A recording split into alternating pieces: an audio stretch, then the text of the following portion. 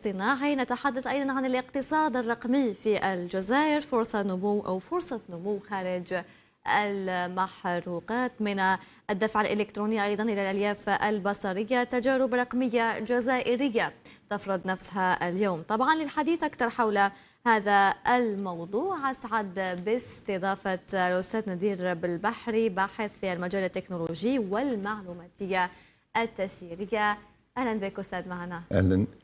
شكرا لك على قبولك الدعوة. إذن اليوم نتحدث عن السيادة الرقمية والرقمنة في الجزائر. أنه اليوم خلينا نقول أنه اليوم الجزائر أمام تحدي كبير لحماية بياناتها، تحدي كبير في هذا المجال، خاصة وهو مجال كبير جدا ويفرض نفسه في كل دول العالم. ايوه شكرا على كل حال على الانفيتاسيون. اخي على بالك باللي العربيه نتاعي شويه ضعيفه، نهضر بالدرجه وشويه بالقاوريه. على كل حال هي الرقمنه. انا كون جي في الرقمنه قلت واش معناتها الرقمنه رحت نفتش في الديكسيونير لقيتها الرقمنه معناتها نيميريزاسيون. بصح نيميريزاسيون ماهيش حاجه جديده، بكري كنا نقولوها ان توكا من ايبوك لانفورماتيزاسيون. Mais hier, c'est un long processus. Quand on parle donc de Raqmana ou d'informatisation, on a tendance à aborder l'aspect purement technique. On imagine des ordinateurs, des informaticiens, des logiciels. Mais ça, c'est un peu plus compliqué que ça. Alors, quand on parle de Raqmana, on parle d'une métamorphose de la société. Ça concerne les individus, ça concerne les sociétés, ça concerne l'État. Donc, c'est une révolution fondamentale dans l'organisation même sociale. Le comportement des individus. Maintenant, quand j'ai commencé mes expériences, bon, d'abord j'ai étudié j'ai fait la France, j'ai fait le Canada et j'ai sillonné un petit peu l'Afrique. J'ai organisé un premier séminaire à l'époque, en 1982. Le séminaire d'Atoufi Batna, parce que je suis de Batna et des amis et j'ai organisé un premier séminaire et la thématique interrouchée c'était le développement et l'informatique. Parce qu'à l'époque, quand membre d'une organisation internationale, il s'appelait IBI, International Bureau of Informatics. Et on préconisait la chose suivante: si on veut se développer, si on veut qu'un pays se développe, parce que c'était surtout orienté vers les pays en développement, il faut d'abord maîtriser les systèmes d'information. Et j'ai donc organisé un premier séminaire, Fibatna, et c'est ça la thématique. Je suis venu à l'époque avec des collaborateurs canadiens, j'étais enseignant à l'Université du Québec à Montréal. On a le premier séminaire qui a suscité beaucoup d'intérêt. Donc les choses remontent très très loin. Et les choses se continuent. D'un an, évidemment, j'ai vécu beaucoup à l'étranger. J'ai même organisé d'ailleurs un autre séminaire fi Dakar, Sénégal. Parce que les années 80, pratiquement tout en Afrique. Où que j'ai fait comme séminaire? C'était un séminaire, la thématique interro, c'était informatique et médecine. Et qui l'a financé? C'était l'OMS, l'Organisation mondiale de la santé. Ça a eu beaucoup de succès, il y avait beaucoup de monde, il y avait peut-être une vingtaine de pays qui étaient représentés. Mais j'en parle parce que je me rappelle d'une anecdote. On a le séminaire, il y a un monsieur, un professeur d'ailleurs congolais, je suis allé, qui se lève du fond de la salle et il a dit ceci. Il a parlé aux représentants de l'OMS, il dit, écoutez, monsieur le représentant de l'OMS, il y a quelque chose que je ne comprends pas. Ah oui? Et donc comment ça se fait que vous financez un séminaire sur l'informatique, alors que nous, dans le secteur de la santé, nous avons des problèmes plus précis. مثلا, on a un problème de disponibilité de médicaments. Non, vous avez raison, mais le problème, ce n'est pas qu'il manque des médicaments, c'est qu'on ne sait pas comment les répartir. On a un problème d'information. Et là, les gens commencent à comprendre que l'information est très importante. L'information, il faut la collecter parce que c'est l'information qui est à la base de la décision. Un décideur, quel que soit son niveau, que ce soit au niveau d'une entreprise, que ce soit au niveau des ministères, un État, s'il est mal informé, ou s'il n'est pas informé au bon moment, il risque de prendre des mauvaises décisions. Donc, si vous voulez, la matière première de la bonne décision, quelle que soit sa nature, au niveau individuel comme au niveau collectif, c'est d'abord l'information. Avec les années, bon, j'ai vécu à l'étranger, j'ai sillonné un petit peu l'Afrique, j'ai mis en place des systèmes, notamment dans des ONG, et je vais y revenir tout à l'heure. Le hasard de la vie a fait que je suis revenu en Algérie. Les années 90. Arjat, a priori, c'était pour des raisons familiales, mais le bled est là, plus forte que moi. C'est comme un aimant, le bled, طبعاً. لازم ترجع. رجعت le bled. Et j'ai créé une société qui a eu au début quelques succès. Ben, j'ai fait des bêtises, j'ai eu des échecs. Mais il y a eu aussi quelques succès. À un moment donné, le gouvernement algérien a décidé de mettre en place un système dans le cadre de ce qu'on appelle la contractualisation. De façon plus précise, on voulait déterminer le coût des actes dans le domaine de la santé. Shahal, ce serait un acte médical dans le cadre de ce qu'on appelle la contractualisation. Et j'ai eu la chance d'avoir le projet. Mais le projet consistait en quoi? Il consistait à mettre donc en place un système informatisé, parce que je suis informaticien, de détermination des coûts des prestations médicales, tenez-vous bien, dans 300 hôpitaux. Mais je zouge, mais j'achète, mais j'achète. 300 hôpitaux, au Galoli, vous avez 11 mois. 11 mois pour mettre en place un système automatisé au sein de 300 hôpitaux. Bon, j'étais quelqu'un de naïf et je pensais que c'était seulement un problème technique. Et d'ailleurs, c'est l'erreur qu'on fait souvent, on pense que c'est technique. Et quand j'ai commencé à creuser la problématique, je me suis aperçu que c'était un peu plus compliqué que ça. Il ne suffisait pas de faire des logiciels ou installer des ordinateurs. Il fallait revoir toute l'organisation. Il fallait revoir un élément très important, les personnes, le comportement des individus, la relation entre l'individu et le travail. Parce que Raqmana ou l'informatique, ça modifie la relation de l'individu avec son travail. Donc il y a une incidence fondamentale. Et donc il fallait revoir l'ensemble du problème. Enfin, malgré tout, nous sommes arrivés à une solution. Au lieu de 11 mois qui me galolait au début, ça a pris 4 ans. De 2010 à peu près jusqu'à 2014. Mais au bout de 4 ans, ça marchait. La preuve, 292 chefs d'établissement, je n'étais pas à peu près 300, ont signé. La preuve, le ministère de Finances, qui était mes vis-à-vis, et le ministère de la Santé ont signé le service. Le système a très bien fonctionné. Il a tellement bien fonctionné, nous avons formé plus de 3000 personnes. Nous avons formé une quarantaine de formateurs. Nous avons sillonné le pays, de Tindouf en passant par Béchar, Anna, Batlemsen, etc. Le système qui s'appelle Tricot, je vais vous dire pourquoi Tricot, a été un grand succès technique. Ça a très bien marché. Mais petit à petit, les choses se sont détériorées. Ce qui était un grand succès, parce que les gens étaient motivés, étaient concernés, est devenu un petit échec. Et même, je dirais, un grand échec. Parce qu'on avait oublié la dimension humaine.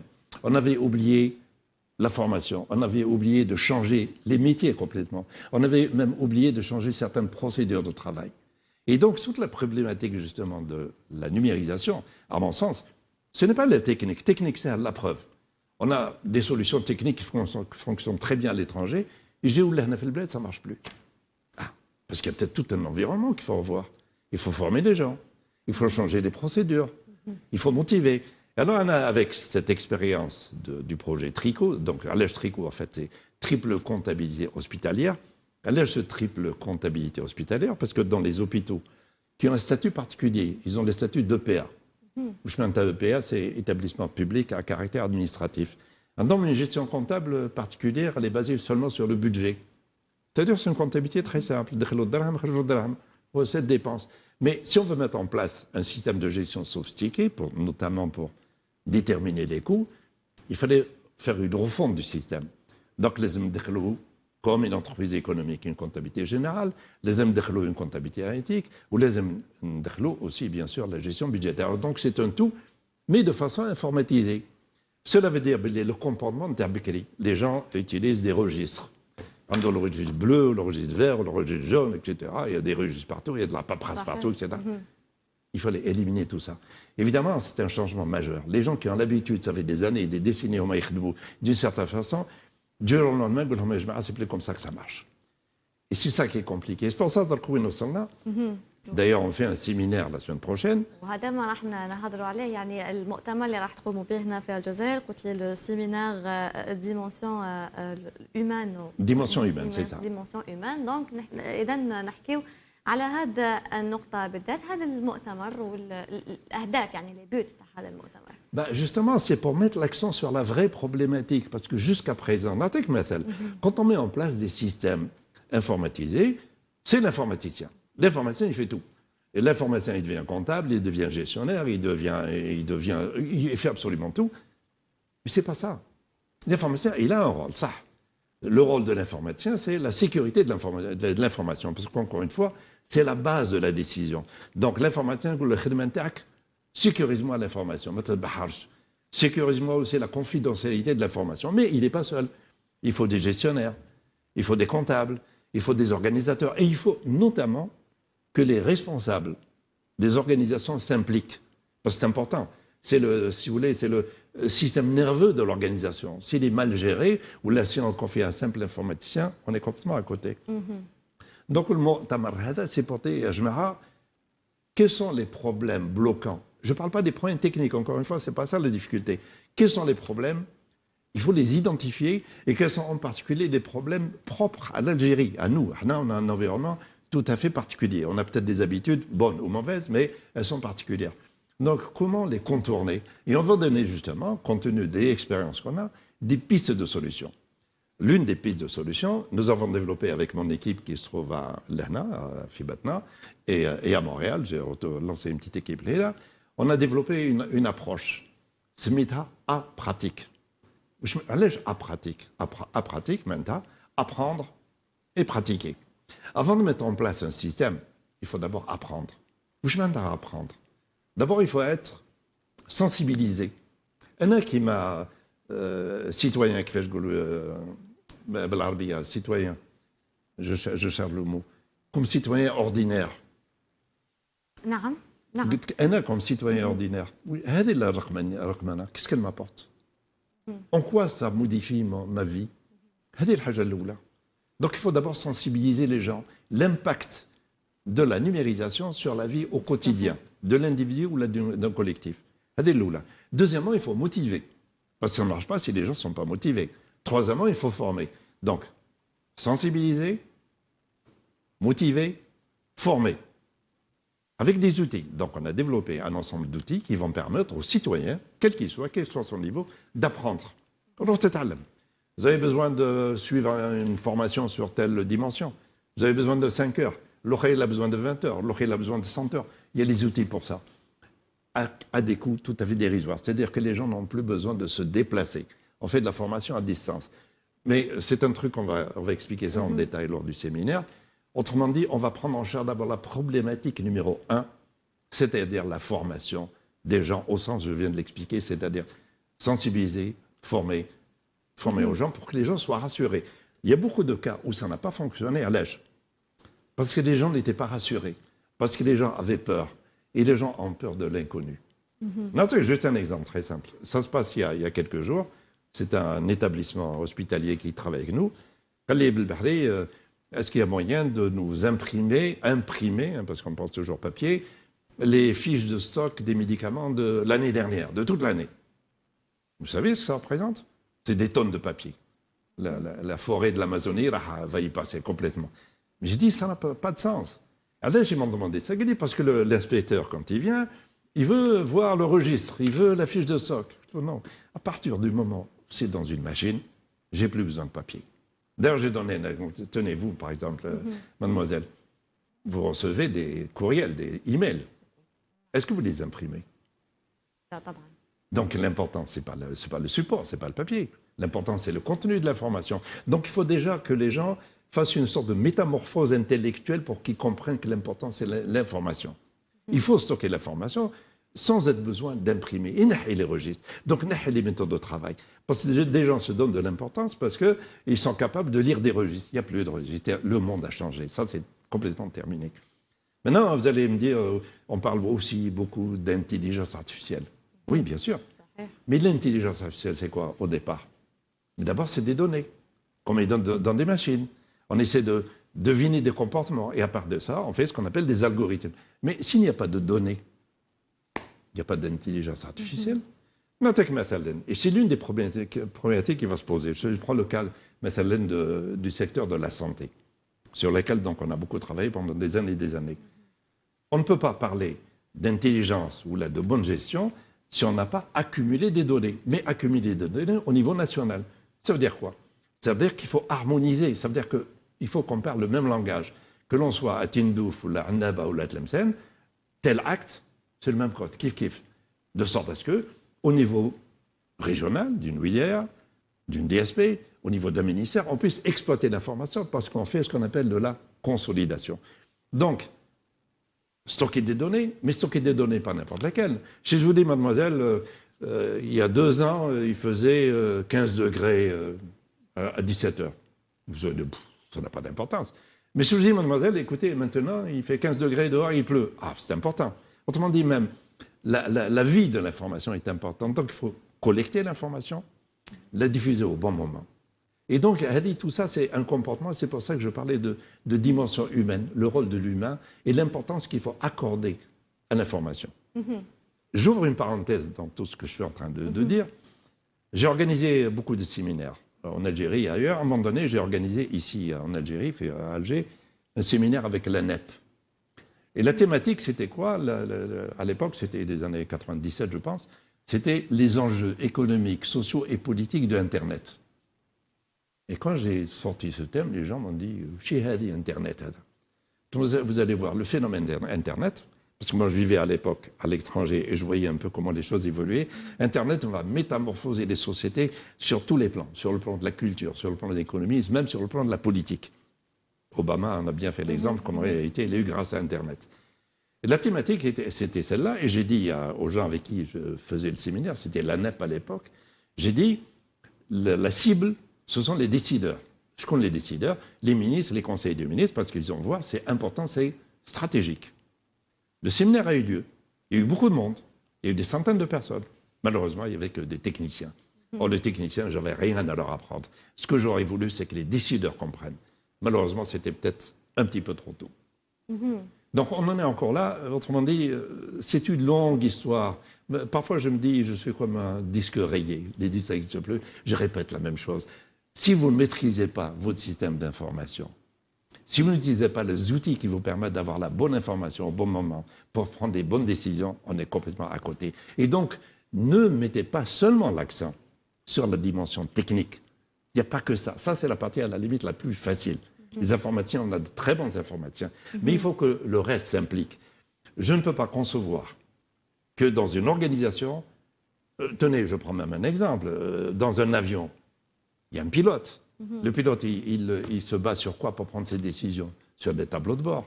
Les tableaux de bord, ça vient d'où? Ça vient de différents capteurs, de différents humains. C'est la même chose. Dans une organisation, quel que soit son niveau, il faut que le pilote soit bien informé au bon moment. Et c'est ça le sens de la chose. Donc il faudrait qu'on ait un système d'information qui puisse offrir à chacun les bonnes informations pour qu'il puisse prendre les bonnes décisions. Et là, parce qu'ici on parle, et c'est de ça qu'on parlait dans le séminaire, on parle de projets nationaux. Donc il faut une vision nationale des projets. Il ne suffit pas de dire j'ai développé une application. Il faut dire j'ai mis en place un système d'information qui va nous permettre d'évoluer. وحتى نحكيو ايضا انه لا كونكلوزيون بوتيتر اليوم انه نقولوا لي ديفي يعني التحديات اليوم امام الجزائر في هذا المجال في الانتيليجنس ارتيفيسيال. C'est l'un des défis. Quand on parle de numérisation, on parle aussi d'intelligence artificielle. Mais d'ailleurs, dans le séminaire de la semaine prochaine, j'ai demandé à ce qu'il y ait un sociologue. Parce qu'il faut faire attention. Numérisation, c'est bien.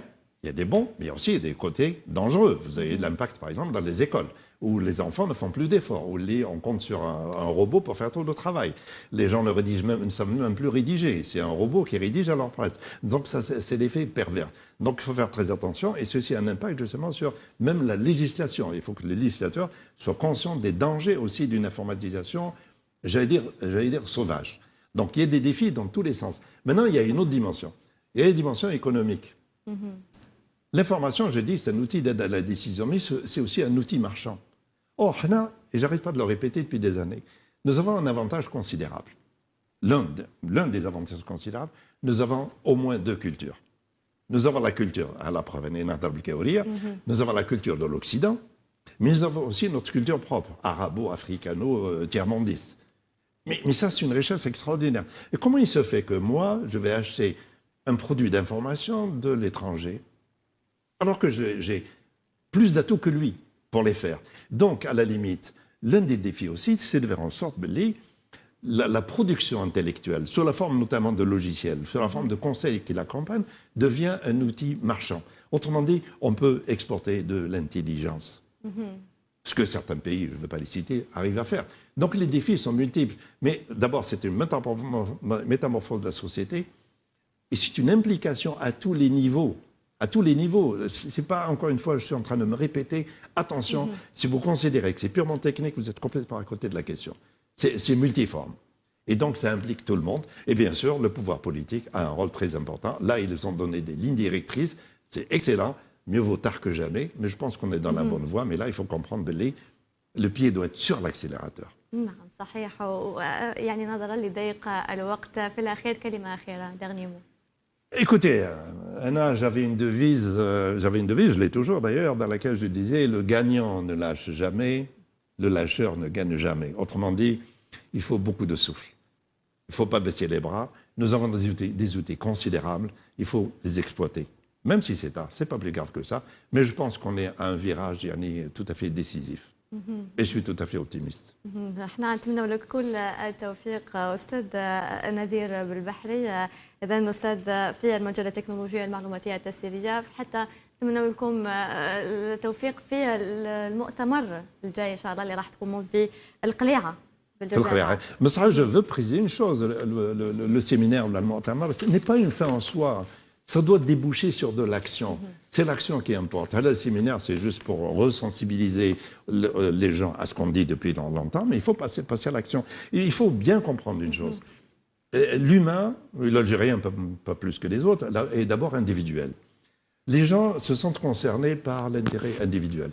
Par exemple, le téléphone, tout le monde a un téléphone. Parce que tout le monde l'utilise, parce que tout le monde trouve un intérêt personnel. L'une des problématiques qui va se poser, comment faire se concilier l'intérêt individuel avec l'intérêt collectif. Quand on va faire se joindre les deux, l'intérêt de l'individu et celui de la collectivité, on dit qu'on a commencé à gagner. Or là, pour beaucoup, il y a une contradiction entre les deux.